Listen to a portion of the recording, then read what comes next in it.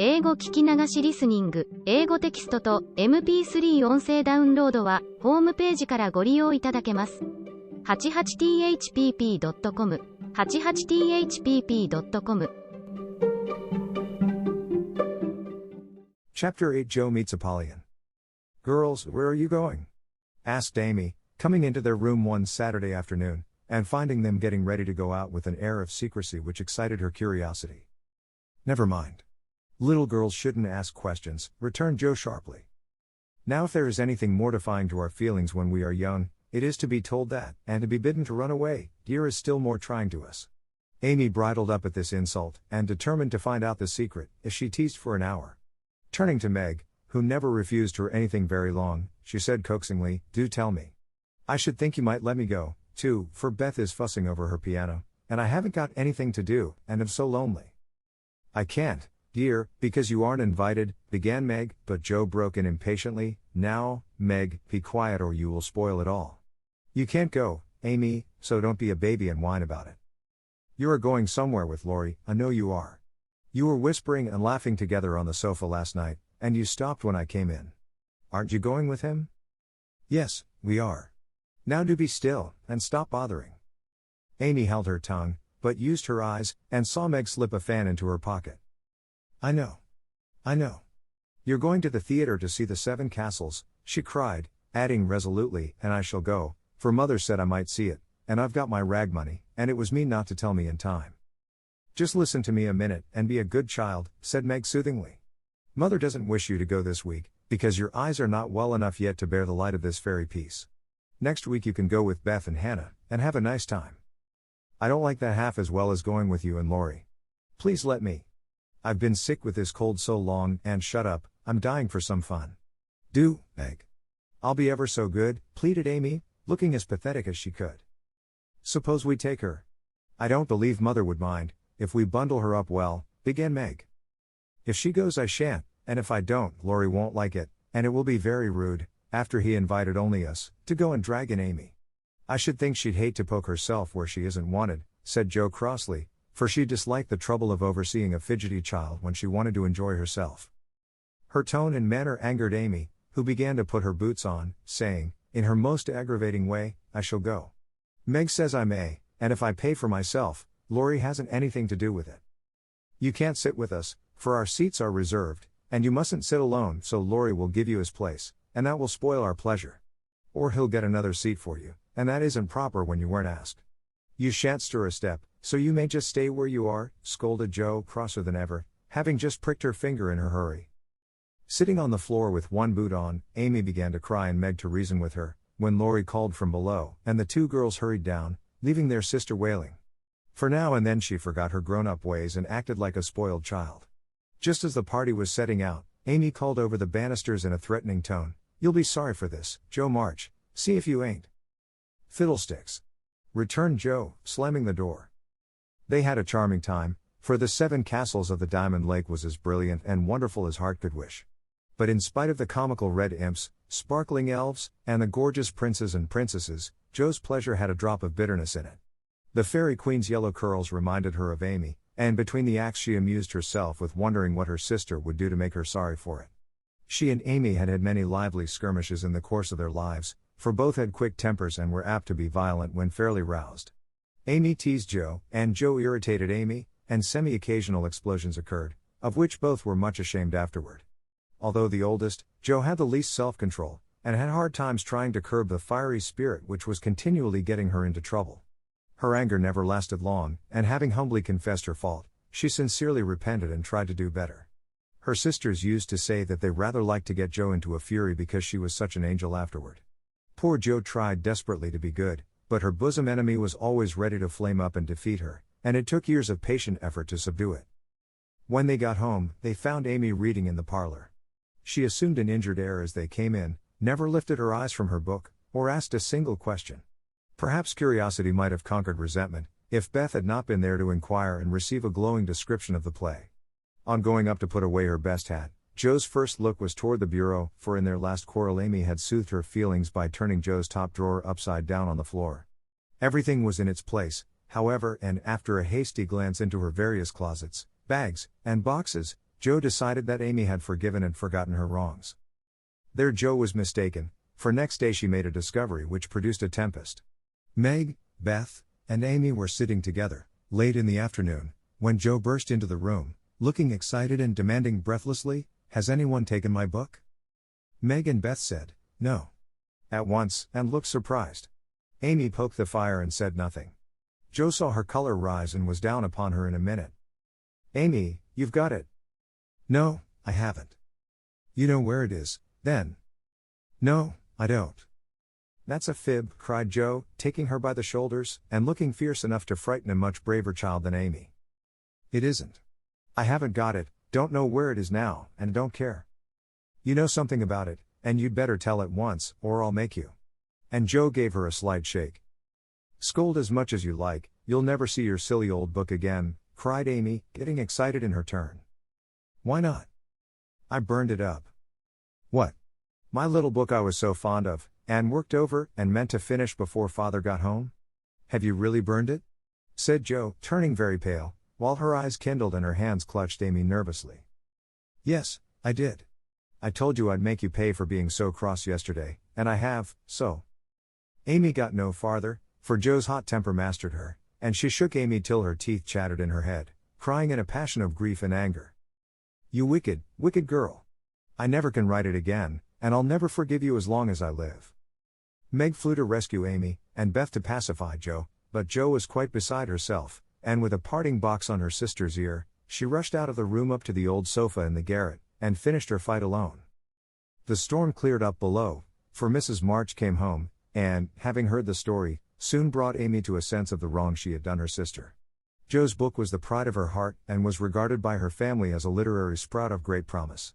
It was only half a dozen little fairy tales, but Joe had worked over them patiently, putting her whole heart into her work, hoping to make something good enough to print. She had just copied them with great care, and had destroyed the old manuscript, so that Amy's bonfire had consumed the loving work of several years. It seemed a small loss to others, but to Joe it was a dreadful calamity, and she felt that it never could be made up to her. Beth mourned as for a departed kitten, and Meg refused to defend her pet. Mrs. March looked grave and grieved, and Amy felt that no one would love her till she had asked pardon for the act which she now regretted more than any of them.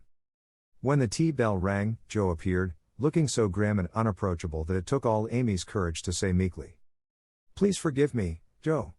I'm very, very sorry." "I never shall forgive you," was Joe's stern answer, and from that moment she ignored Amy entirely.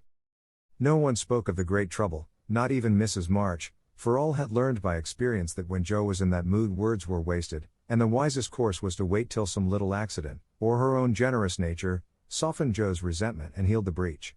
It was not a happy evening, for though they sewed as usual, while their mother read aloud from Bremer, Scott, or Edgeworth, something was wanting, and the sweet home peace was disturbed. They felt this most when singing time came, for Beth could only play, Joe stood dumb as a stone, and Amy broke down, so Meg and Mother sang alone. But in spite of their efforts to be as cheery as larks, the flute-like voices did not seem to chord as well as usual, and all felt out of tune. As Joe received her goodnight kiss, Mrs. March whispered gently, "My dear, don't let the sun go down upon your anger. Forgive each other, help each other, and begin again tomorrow."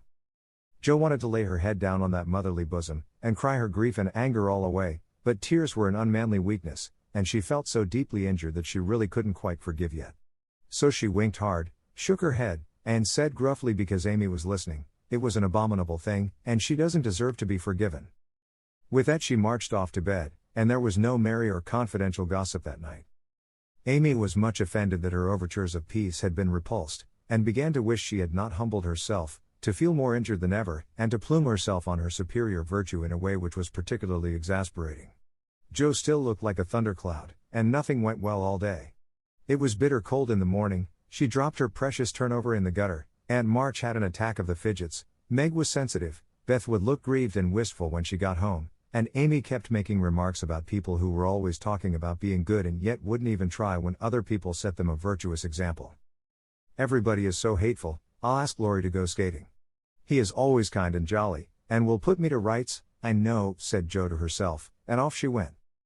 Amy heard the clash of skates, and looked out with an impatient exclamation. "There! She promised I should go next time, for this is the last ice we shall have. but it's no use to ask such a crossbatch to take me. Don't say that. You were very naughty, and it is hard to forgive the loss of her precious little book, but I think she might do it now, and I guess she will, if you try her at the right minute, said Meg. Go after them. Don't say anything till Joe has got good-natured with Laurie, then take a quiet minute and just kiss her, or do some kind thing, and I'm sure she'll be friends again with all her heart. I'll try, said Amy, for the advice suited her, and after a flurry to get ready, she ran after the friends, who were just disappearing over the hill. It was not far to the river, but both were ready before Amy reached them. Joe saw her coming, and turned her back. Laurie did not see, for he was carefully skating along the shore, sounding the ice, for a warm spell had preceded the cold snap. I'll go on to the first bend, and see if it's all right before we begin to race, Amy heard him say, as he shot away, looking like a young Russian in his fur-trimmed coat and cap. Joe heard Amy panting after her run, stamping her feet and blowing on her fingers as she tried to put her skates on, but Joe never turned and went slowly zigzagging down the river, taking a bitter, unhappy sort of satisfaction in her sister's troubles. She had cherished her anger till it grew strong and took possession of her, as evil thoughts and feelings always do unless cast out at once. As Laurie turned the bend, he shouted back, "Keep near the shore. It isn't safe in the middle." Joe heard, but Amy was struggling to her feet and did not catch a word. Joe glanced over her shoulder, and the little demon she was harboring said in her ear, "No matter whether she heard or not, let her take care of herself." Laurie had vanished round the bend, Joe was just at the turn, and Amy, far behind, striking out toward the smoother ice in the middle of the river. For a minute Joe stood still with a strange feeling in her heart, then she resolved to go on, but something held and turned her round, just in time to see Amy throw up her hands and go down, with a sudden crash of rotten ice, the splash of water, and a cry that made Joe's heart stand still with fear. She tried to call Laurie, but her voice was gone. She tried to rush forward, but her feet seemed to have no strength in them, and for a second, she could only stand motionless, staring with a terror-stricken face at the little blue hood above the black water. Something rushed swiftly by her, and Laurie's voice cried out, "Bring a rail. Quick, quick." How she did it, she never knew, but for the next few minutes she worked as if possessed, blindly obeying Laurie, who was quite self-possessed, and lying flat, held Amy up by his arm and hockey stick till Joe dragged a rail from the fence, and together they got the child out, more frightened than hurt. "Now then, we must walk her home as fast as we can. Pile our things on her, while I get off these confounded skates," cried Laurie, wrapping his coat round Amy, and tugging away at the straps which never seemed so intricate before. Shivering, dripping, and crying, they got Amy home, and after an exciting time of it, she fell asleep, rolled in blankets before a hot fire. During the bustle Joe had scarcely spoken but flown about, looking pale and wild, with her things half off, her dress torn, and her hands cut and bruised by ice and rails and refractory buckles. When Amy was comfortably asleep, the house quiet, and Mrs. March sitting by the bed, she called Joe to her and began to bind up the hurt hands. "Are you sure she is safe?" whispered Joe, looking remorsefully at the golden head, which might have been swept away from her sight forever under the treacherous ice. "Quite safe, dear. She is not hurt, and won't even take cold, I think. You were so sensible in covering and getting her home quickly," replied her mother cheerfully. "Laurie did it all. I only let her go. Mother, if she should die, it would be my fault." And Joe dropped down beside the bed in a passion of penitent tears, telling all that had happened, bitterly condemning her hardness of heart, and sobbing out her gratitude for being spared the heavy punishment which might have come upon her. "It's my dreadful temper. I try to cure it, I think I have, and then it breaks out worse than ever. Oh, what shall I do? What shall I do?" cried poor Joe, in despair. "Watch and pray, dear, never get tired of trying, and never think it is impossible to conquer your fault," said Mrs. March, drawing the blousy head to her shoulder and kissing the wet cheek so tenderly that Joe cried even harder. "You don't know, you can't guess how bad it is. It seems as if I could do anything when I'm in a passion. I get so savage, I could hurt anyone and enjoy it. I'm afraid I shall do something dreadful some day, and spoil my life, and make everybody hate me. Oh, help me, do help me." "I will, my child, I will. Don't cry so bitterly, but remember this day, and resolve with all your soul that you will never know another like it. Joe, dear, we all have our temptations, some far greater than yours, and it often takes us all our lives to conquer them. You think your temper is the worst in the world, but mine used to be just like it." "Yours, mother? Why, you are never angry." And for the moment Joe forgot remorse in surprise. I've been trying to cure it for 40 years, and have only succeeded in controlling it. I am angry nearly every day of my life, Joe, but I have learned not to show it, and I still hope to learn not to feel it, though it may take me another 40 years to do so. The patience and the humility of the face she loved so well was a better lesson to Joe than the wisest lecture, the sharpest reproof. She felt comforted at once by the sympathy and confidence given her. The knowledge that her mother had a fault like hers, and tried to mend it, made her own easier to bear and strengthened her resolution to cure it, though 40 years seemed rather a long time to watch and pray to a girl of 15. Mother, are you angry when you fold your lips tight together and go out of the room sometimes, when Aunt March scolds or people worry you? Asked Joe, feeling nearer and dearer to her mother than ever before. Yes, I've learned to check the hasty words that rise to my lips, and when I feel that they mean to break out against my will, I just go away for a minute, and give myself a little shake for being so weak and wicked, answered Mrs. March with a sigh and a smile, as she smoothed and fastened up Joe's disheveled hair. How did you learn to keep still? That is what troubles me, for the sharp words fly out before I know what I'm about, and the more I say the worse I get, till it's a pleasure to hurt people's feelings and say dreadful things. Tell me how you do it, Mommy dear. My good mother used to help me. As you do us. Interrupted Joe, with a grateful kiss. But I lost her when I was a little older than you are, and for years had to struggle on alone, for I was too proud to confess my weakness to anyone else. I had a hard time, Joe, and shed a good many bitter tears over my failures, for in spite of my efforts I never seemed to get on. Then your father came, and I was so happy that I found it easy to be good.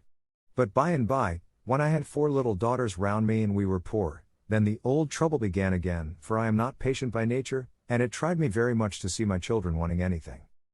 Poor mother. What helped you then? Your father, Joe. He never loses patience, never doubts or complains, but always hopes, and works and waits so cheerfully that one is ashamed to do otherwise before him.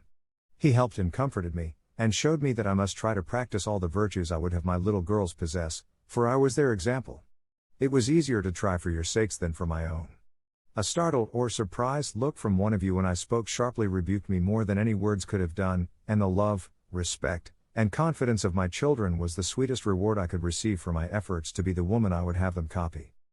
Oh, Mother, if I'm ever half as good as you, I shall be satisfied, cried Joe, much touched. I hope you will be a great deal better, dear, but you must keep watch over your bosom enemy, as Father calls it, or it may sadden, if not spoil your life. You have had a warning. Remember it, and try with heart and soul to master this quick temper, before it brings you greater sorrow and regret than you have known today. I will try, Mother, I truly will. But you must help me, remind me, and keep me from flying out. I used to see Father sometimes put his finger on his lips, and look at you with a very kind but sober face, and you always folded your lips tight and went away. Was he reminding you then? Asked Joe softly. Yes. I asked him to help me so, and he never forgot it, but saved me from many a sharp word by that little gesture and kind look. Joe saw that her mother's eyes filled and her lips trembled as she spoke, and fearing that she had said too much, she whispered anxiously, Was it wrong to watch you and to speak of it?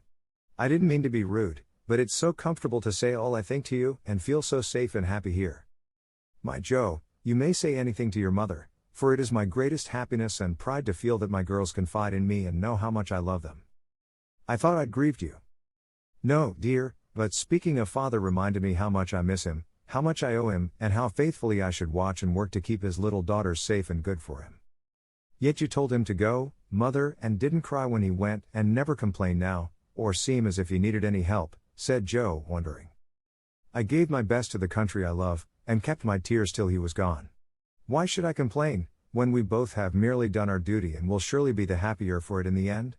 If I don't seem to need help, it is because I have a better friend, even than Father, to comfort and sustain me. My child, the troubles and temptations of your life are beginning and may be many, but you can overcome and outlive them all if you learn to feel the strength and tenderness of your Heavenly Father as you do that of your earthly one. The more you love and trust Him, the nearer you will feel to Him, and the less you will depend on human power and wisdom. His love and care never tire or change, can never be taken from you, but may become the source of lifelong peace, happiness, and strength. Believe this heartily, and go to God with all your little cares, and hopes, and sins, and sorrows, as freely and confidingly as you come to your mother.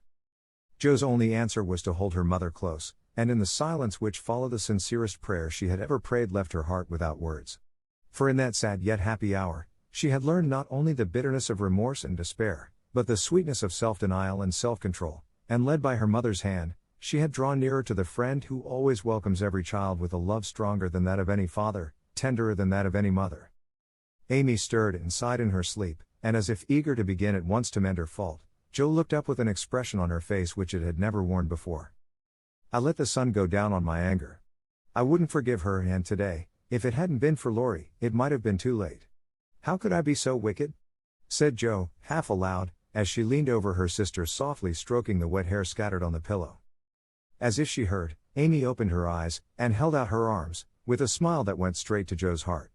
Neither said a word, but they hugged one another close, in spite of the blankets, and everything was forgiven and forgotten in one hearty kiss. 英語聞き流しリスニング、英語テキストと MP3 ダウンロード、その他の物語は、ホームページからお聞きいただけます。88thpp.com 88thpp.com